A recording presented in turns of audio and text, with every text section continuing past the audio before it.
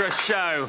And if you click to join us here with more cut-costing techniques for shopping online. Cut-costing? Cost-cutting? Cost-cutting. I reckon that's the one. I'll get to chat with Chico a little bit more. I'm going to say I've been waiting all day to actually put the phrase together. It's Chico time! And this lot here are primed to pose their toughest financial questions to the king of the money-saving jungle. Question is, will he keep his crown? That's me. Yeah, that's you. OK, I hope so. I'm sure I'll manage. You will, I'm sure. We've never stumped you yet. Now, Martin, you've had two great volunteer shoppers this week. And they're still in the studio, so go on, have a catch-up. Hello, Paula and Elaine. Hello. How did you find it? I mean, you're totally new to the web. Was this quite interesting for you? It was very interesting. It was easy to do, and I shall certainly use it again. Shopbots, I mean, Shopbots are the big one, aren't they? It's a no-brainer. And now, Elaine, you were a web shopper. Have you used a Shopbot before today? No, never, no. And I would definitely use them going forward. I mean, particularly because when you have a child, you want to get the best quality you can get. You want things to be delivered on time, and you want to get as much cash back as you can. I'm presuming as well, now that you've had a child, that you're going out to shop left and internet shopping becomes much bigger. Yeah, and I work full-time, so I haven't got the time to, you know, spend time going around the shops. Yeah, you can buy in the lunch hour. And to be honest, generally, the internet is cheaper than the high street. It's never a fixed rule, especially during sales time near Christmas. The high street tends to come back into its own. But generally, the internet is cheaper, and if you're using a Shopbot, well, it's a lot easier. If you imagine doing that manually, you'd be going... Yeah. Cashback sites, what do you think of them? Good. Yeah? Money for nothing. Well, for you, it was... For you, the discounts were there. For you, would you have done it? Do you think if you're doing that on yourself, would you just bought it at 85 quid? To be honest, I wouldn't have done it, no. For 2.5%, no. Did you enjoy it? Yes, thank you. Phew. Thank you. Very glad to hear it. Listen, thank you so much for being our guinea pigs. It really helped Martin explain his money-saving points for everyone out there. Now, all I can say is, it's Chico time.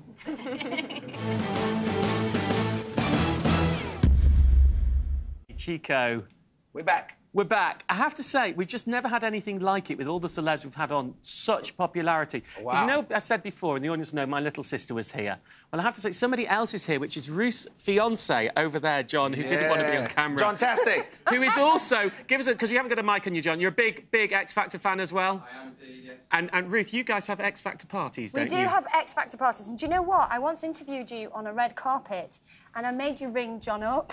Oh, wow. That's the John. Red carpet John. I made you phone him. That's abuse of power, that is. And, you know, it's not a coincidence Ruth is sitting here in the catch-up interview of Chico going on. Now, did you enjoy it? We got onto bank charges, and you'd had quite a lot. That's right.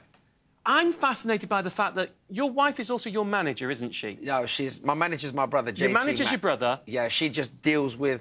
So your wife manages all the home finances? She runs my life. Right, I see how it works. How many people do you have working for you? 3 people. 3 people. So who's that? Your brother, your wife, and another? And actually 2 more people, yeah. 2 more? OK, that's quite interesting. So, I mean, Chico is a business now. It's Chico Enterprise, which is my record company. Right, oh, you've got your own record company, yeah. And is that you, or just you, or other... That's just me, but with my brother, JC Mack, we've also got a film company, and that's called Machiko. He's Mac, I'm Chico, and we call it Machiko Bros. OK, nice. We're hoping to, you know, it grows to become like Warner Bros or something. You never know. Well, you never know. You never know.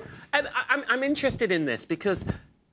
Post-X Factor, obviously, you had a #1 single, but the heat always comes off. It's a career that goes ups and downs. Absolutely. I mean, you're still very popular, but getting a #1 would be quite difficult again, I presume. It all depends. I mean, it's extremely difficult unless you've got TV behind you of some sort or radio stations start playing your tunes, because the problem is with the X Factor lot, apart from the wonderful Leona Lewis, you know, it's very hard to get radio play. Yep. And without radio play, it's very, very hard to get in the charts, because in order for someone to go and purchase something, they have to hear it, they have to like it, they have to boogie to it. But unfortunately, we didn't have that. And, yeah, it's a bit of a struggle. But, hey, never give up on a good thing. You've got to believe to achieve. No one in here could ever see you giving up, Chico. Well, you know what? If you dream it and you believe it, work for it, you'll achieve it. That's my motto. So you got 4 people? Yes. So where's the money coming from? What's the biggest source of income? I do lots of gigs. I do a lot of gigs at Butlins. Butlins? I'm there all the time, so... Some people would be snobbish about that. Well, do you know what? That's what someone said to me. Oh, yeah, but he's doing Butlins now. And I said, you know what? They'll ring you up. They'll give you 70 jobs a year. And not only that, do you know what I said to them? I said, Butlins for Chico is what Vegas was for Elvis. I love it. You come on down, and I'm your man. You want to have a good time, that's my place.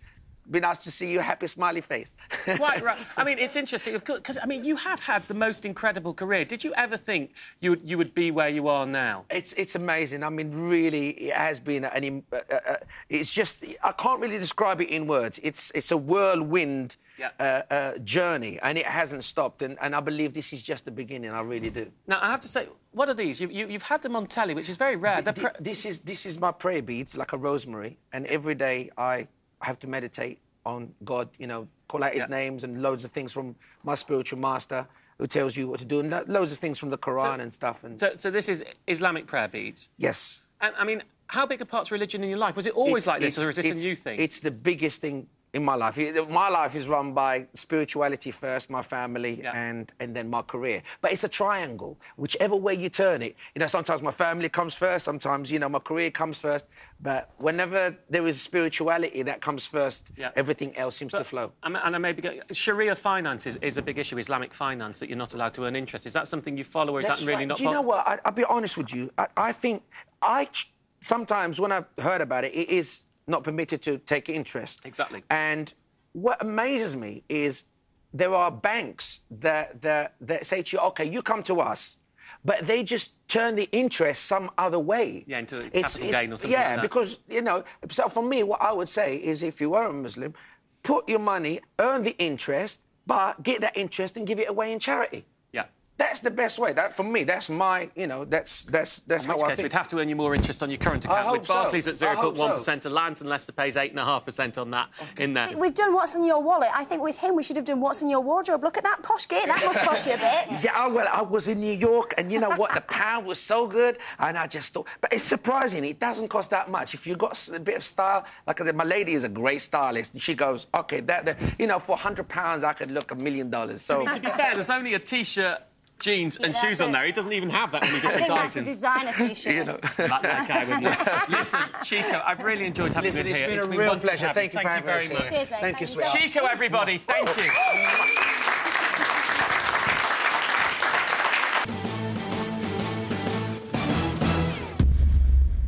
Now, your challenge, Martin, is to answer these questions, which have been prepared sight unseen by our specially invited and very curious even, audience. OK, who have we got first? Where's Joanne? Joanne? Oh, over there. Come forward, don't be Hiya, shy. Joanne. What would you like to ask Martin? I'd like to ask, the government has pumped in 50 billion in the banking system, and what are... I'm sorry. It's all right, carry on. Are you nervous? 50 billion into the banking system, and what do you want to know what that means for us? Does this mean cheaper mortgages for us? Yeah, it's an interesting question, obviously. Thank you very much for that. Listen, the credit crunch gets everyone tongue-tied. That's why the credit crunch bites. Listen, this is what's going on. Who here is... You've heard of the credit crunch? Hands up, yeah? Who's worried about it? I'm always interested in this perception. It's really interesting. Anyone? Yeah, just to cut a few of you there. I mean, the credit crunch hasn't really hit most people yet, and I think it will start to. This is what's happened. The banks don't have enough money in terms of cash. No one's lending them money, so they haven't got cash to lend us money. So the Bank of England's come in and said, here's 50 billion, we're going to swap with you for your security so you can lend it out to other people to put money in the system. Now, that all sounds well and good. I'm going to ask you a very obvious question in a moment. And it is. It means definitely banks are being helped at the moment when it comes to liquidity. But they're going to have to pay quite a lot to get this cash. So if the banks are going to pay a lot to get the cash, what's going to happen to us? Yeah, we're going to pay more. We're going to pay more. So what I think is going to happen with this 50 billion injection, and it's only a guess because, you know, financial markets are difficult, it is certainly going to get slightly easier again in a few months' time to get a mortgage. But it's not going to get cheaper for quite a long time. I think that would be my overall summary of where we are at the moment. Thank you. Does that help? Yeah. Oh, well done. It's just frightening, isn't it, asking a question on here? Now you know, when he's throwing questions at me... OK, where's Margaret? Yeah. Hey, Margaret. Hi, Margaret. What would you like to ask Martin, my love? I want to claim on a PPI policy that I got from Lloyd's TSB. Right. So what proof do I need? Well, first of all, can I just check, you're talking about actually making a claim due to illness or unemployment or redundancy, or making a claim because you think you were missold it? Yeah, I think the policy was missold. I wasn't given the information. Right, OK, because, of course, you could actually be talking about you've got the insurance and you want to put a claim out and say, I've been ill, I'd like you to meet my policy. Well, so now there are 5 categories, and we've done a programme about reclaiming payment protection insurance. The big one is, I think you've just told me, the big one is that you weren't given the correct information when you got the policy. When you got the PPI policy out, did you know you were getting it? Yeah, well, yes, because I signed. Did they tell you had to get it out? I think it was. I understood that was part of the loan. Right, so you weren't given it as an optional policy? No. I mean, obviously, we have to go in this detail. There are 5 big mis-selling categories, and if you go to moneysavingexpert.com/PPI, you can read them for yourself if you've ever been given loan insurance. I mean, if you weren't told it was optional, they really should be telling you don't have to get this insurance out. And I think that would be your biggest claim. Now, as always in this case, this is a to and fro between you and any lender. So what I'd suggest you, first of all, write to them, say, I think this has been missold. You'll find the template letters on the website that you can just go down and you send them the letter off. And they will write to you. When you ask them for money, what will the lender do? They will say no. Yeah, I mean, it's no-brainer. They will say no. I get so many letters from people saying, I followed your letter, and I wrote to them, and they said no. Well, they always say no. That's just the first stage. Then you have to continue and say, well, you say no, I say yes, and if you don't, I'm going to take it to the Financial Ombudsman. Now, you won't always win this, but if you think you've been missold, 66% of cases of PPI mis-selling that actually get to the Ombudsman are adjudicated in favour of the complainant. So all those people have been told no by their lender. All of them have been told no. 66% of them get to the final stage and many get settled earlier. Just got to follow through the process and the template letters. What about if the paperwork says optional? Well, if the paperwork says optional, but you were told it wasn't optional when you took it out, then you were missold it. And the fact you didn't, the fact this wasn't communicated effectively to you, it all depends on how the paperwork says it. If it says this is an optional loan, blah, blah, blah, if you get it sent there and somewhere hidden in the small print, it's arguable that the verbal communication you were given when you were sold the loan overpowers the written communication that you've got in there. But ultimately, if you do get to that stage, that's for the Financial Ombudsman to judge. Thank you very much. Good luck with that. Now, where's Constance? Where are you, my love? Hi. Is that the correct pronunciation? It's Constanze. It looks Italian. It's German, Constanze. Constanze. Very nice. Right. Your question's more general, isn't it? Yeah, it is. I would like to ask you if you've got any details of how to keep credit card details safe. Your credit card details safe? Yeah. So what we're effectively talking about is ID fraud? Yes. OK. The golden rule. Shred everything with your name and address details on any credit card statement, provided you don't need it. And when you get a shredder, we are talking specifically what's called a cross-cut shredder. And some shredders just rip the paper down like that. Like, those would be the knife blades. But a cross-cut shredder does it like that and also does it like that. So effectively, what you get is ticker tape pieces of paper rather than anything else. The other main thing you need to do is check continuously, or not continuously, always keep an eye on your credit reference files. I mean, ultimately, if somebody goes out there to defraud you and ID fraud you, I actually think it's the actual ID fraud itself is overblown. We're not that much at risk. Then you can keep track of what people have been implying on your credit reference files. And so if you apply for those once a year and check there's nothing in there that you don't really have, that's useful. And the final thing I would say, cheat protection, nice tip, this one.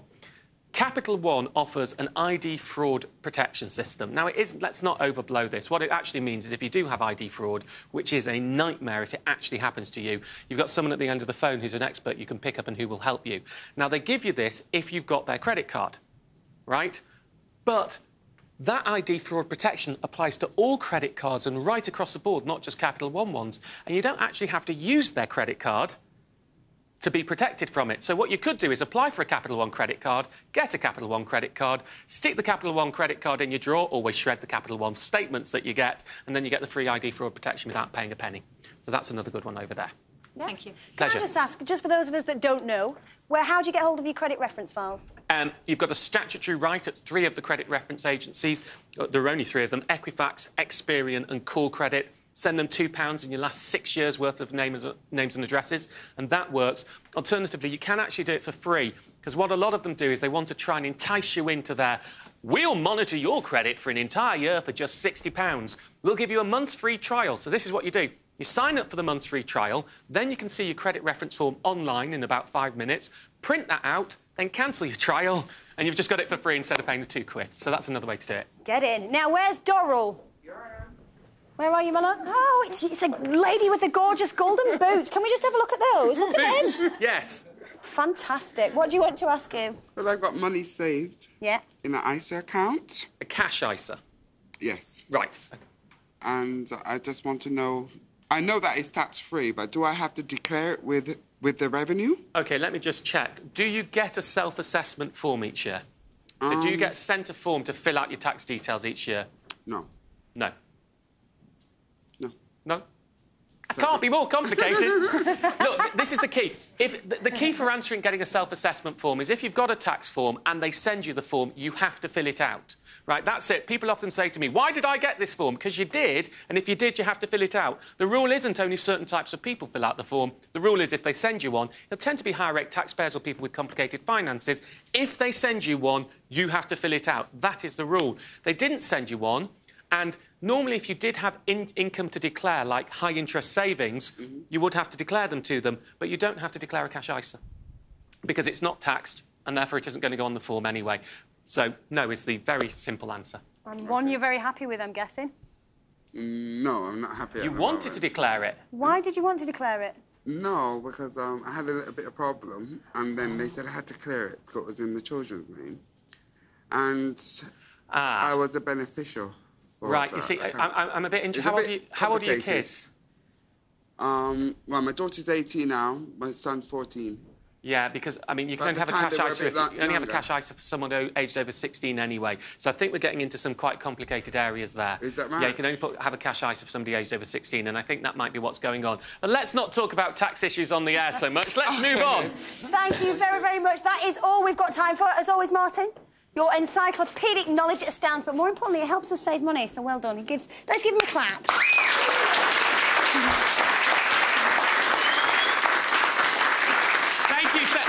Thank you very much. That is very kind of you. Now, moving swiftly on from the web ear to the telly show next week. If you want a cheap spring break, then this is one not to miss. Find out how to jet away at bargain basement prices for as low as a penny a flight. Each way, so it could cost 2p, I admit. So join us then, when, as always... It pays to watch.